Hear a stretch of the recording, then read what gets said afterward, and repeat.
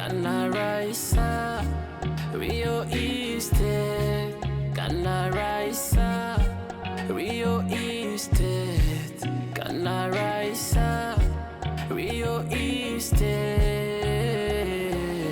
Ibibanza byiza, amazu meza, ni muri Raissa, Rio Estate. Ibibanza byiza, amazu meza, ni muri Raissa, Rio Estate. Nitwe tuguha ikibanza cyiza, ugatura neza ku giciro gito cyane. Niba ufite umutungo wifuza kugurisha, Ghana Raissa turagufasha.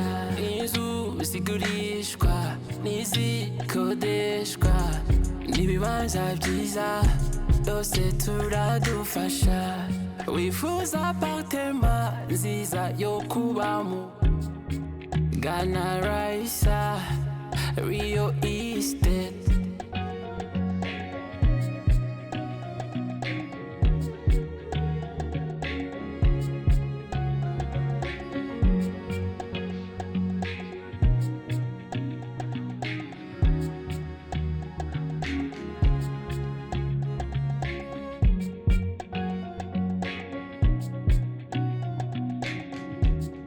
Naho neza nk'ibisanzwe ndetse Rio Estate umunsi twateye imbere noneho hano Rusororo, aho rero twabazaniye inzu irimo ikodeshwa, ariko rero akarusho k'iyi nzu ikaba irimo ikodeshwa, irimo n'ibikoresho byose.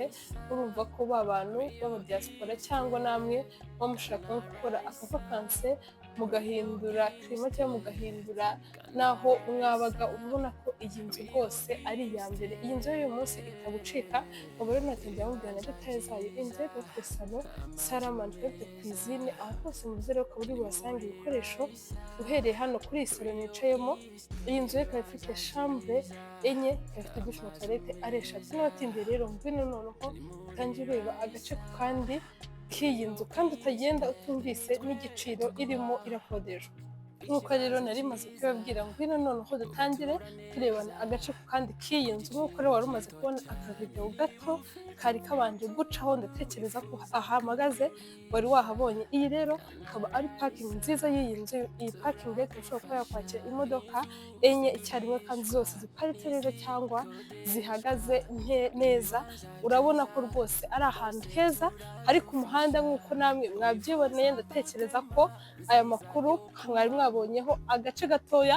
Aha rero urabona hari n'amavaze meza cyane ari kugana hano kuri iyi salo yacu.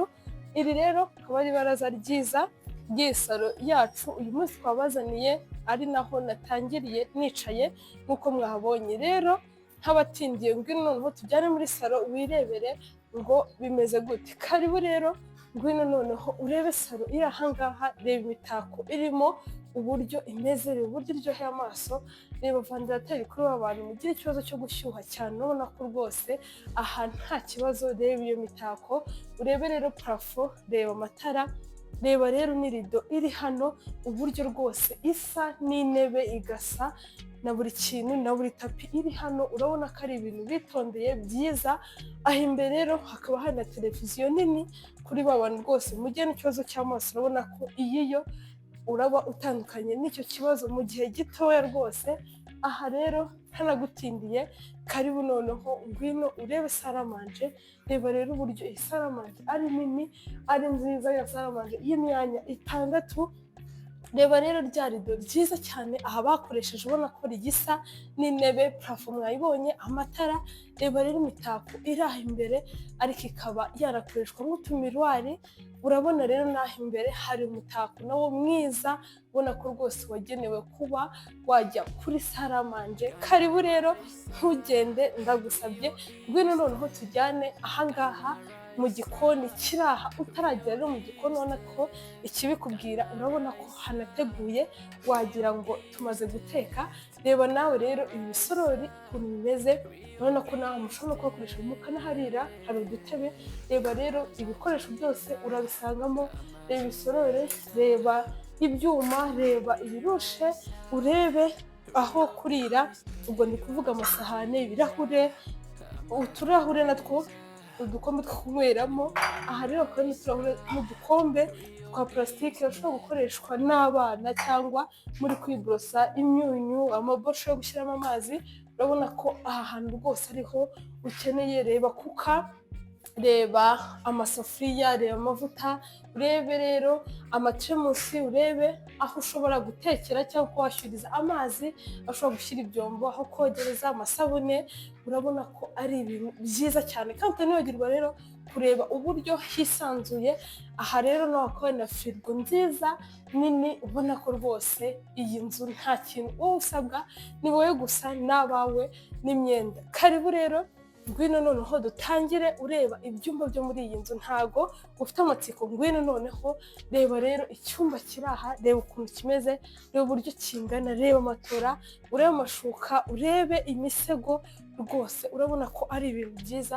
Aha rero urabona n'amarido meza cyane, parafo, amatara, urabona ko ari ibintu batekereje. Aha rero akaba ari naho ushobora gukoresha uterera ipasi cyangwa urambura imyenda yawe.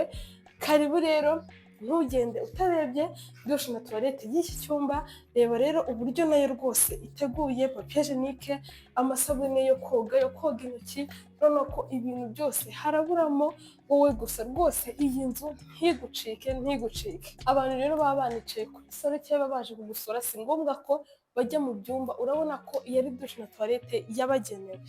Karibu rero, ngwino tuzamukane amasikariye meza tujya kuri floor ya kabiri, wirebere ibindi byumba bitatu bisigaye biriyo.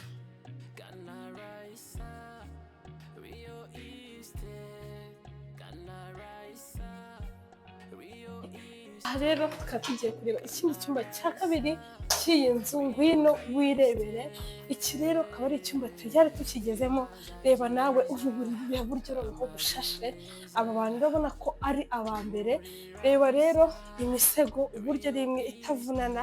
Reba uburiri, urabona ko ari agatangaza. Urebe rero amarido, urebe parafo, urebe amatara. Aha rero hakaba hari n'ububiko bw'imyenda, ubona ko ari bunini buhagije, kandi hakaba hari rwose n'amasupanete ushobora kuba wakwita umanika.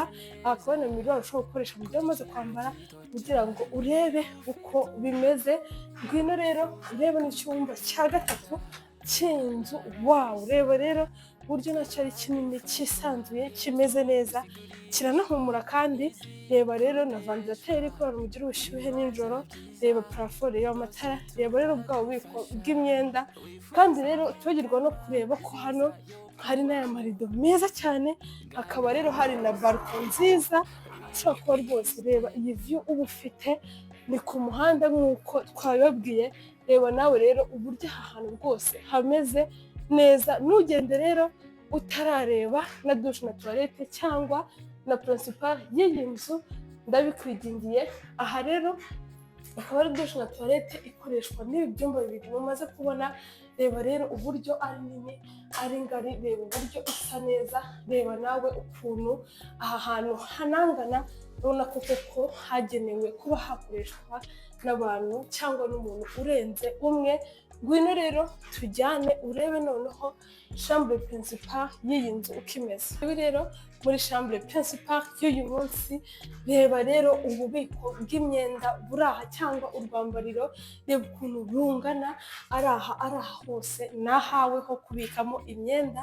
Urabona ko rwose imyenda yose ufite yajyamo. Kandi batibagiwe yuko mu gihe uje nyine gushaka imyenda ugomba no gukuramo iyo wari wambaye ugahita uyishyiramo ahangaha. Urabona ko ari ibintu byiza. Karibu rero, ngwino wirebere icyumba kiri ahangaha uburyo kimeze, uburyo gihumura, ntabwo bibaho.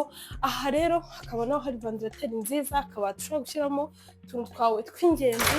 Reba rero iki gitanda tugira ngo ni imwe bigwamo, ni za matera zidatera umugongo. Reba ukuntu hashashe, ukuntu hahumura, byo nawe urabyumva. Aha rero hakaba n'ubundi bubiko ushobora kubashyiramo utuntu ukeneye mu cyumba. Reba rero ushobora kubashyira amakote. Aha urabona ko rwose umuntu ukeneye kwitegura, anakeneye make-up, urabona ko bamugeneye aho kuba yayikorera nawe bitamubangamiye. utibagirwa no kureba parafo iri aha, amatara, amarido. Kandi rero ahangaha hakaba hari na balcony nayo y'iki cyumba nziza nyine ubona ko yihariye, inafite agatebe n'akameza ku buryo mushobora no kwicara mukaba mwanaganira. nawe reba ibi bintu, reba ukuntu aha hantu hameze. Ngwino rero noneho turebe ko noneho iyi rero akaba ari dushe na tuwarete ya shambure yacu principal. Reba uburyo itatse, reba amasabune aha rwose, amasabune yo koga, ayo gukaraba intoki, byose urabisangamo. kamambiri urabona ko ari ibintu byiza, udukombe two kwiboroserezamo urabona ko ari ibintu byiza cyane. imiriro rero urabona ko cyangwa ahangaha ushobora kuba wakaraba intoki, ushobora kuba kwiborosereza, urabona ko hagenewe abantu babiri. Gushimira rero we twabanye uyu munsi kuva twatangira gutemberana iyi nzu, tukaba dusoje gutemberana iyi nzu cyawe wowe watangiremo hagati. wakoze cyane kubana natwe uyu munsi kuri Raissa Real Estate. nk'ibisanzwe rero dusanzwe tubereka inzu nziza, urabona ko rwose ntabwo twabatenguha. inzu twatuma tubereka, nkaba nakomeza nanakubitsa detail. inzu ifite salon, saramanje, cuisine, ariko hose musangemo ibikoresho kandi byiza. ikaba ifite chambre enye, douche na toilette ari 3 z'ibyumba, hakaba hari n'indi ya reserve y'abashyitsi. urabona ko rwose ari ibintu byiza cyane kandi inzu ikaba iri ku muhanda. iyi nzu rero ngomba no kushimira ko mwihanganye, nkaba nabwira n'igiciro. inzu irimo ikodeshwa $2,000 by'idolari ku kwezi. kuri ubu bantu mufata ukwezi kumwe, ariko abandi mugafata igihe kinini, tukaba twabakuriraho amafaranga make cyane. igihe rero wayikunze ushobora kutwandikira cyangwa kubaduhamagara kuri iyo nimero uri kuri ekara yawe cyangwa kuri screen yawe, ukaba watubaza amakuru cyangwa ukaba wanasura. mu gihe utawakumvisha kujya kuri YouTube channel yacu ukarebaho izindi, ukatubaza, ukaba wasura cyangwa ukaba wanagura iyi nzu. rero mu gihe waba uzi n'undi wayikunda, ushobora nawe kuyimuha akaba yayireba kuri YouTube channel yacu. mwibuke gukora like, share and subscribe. inzu rero kuri Raissa Real Estate nakagaruka.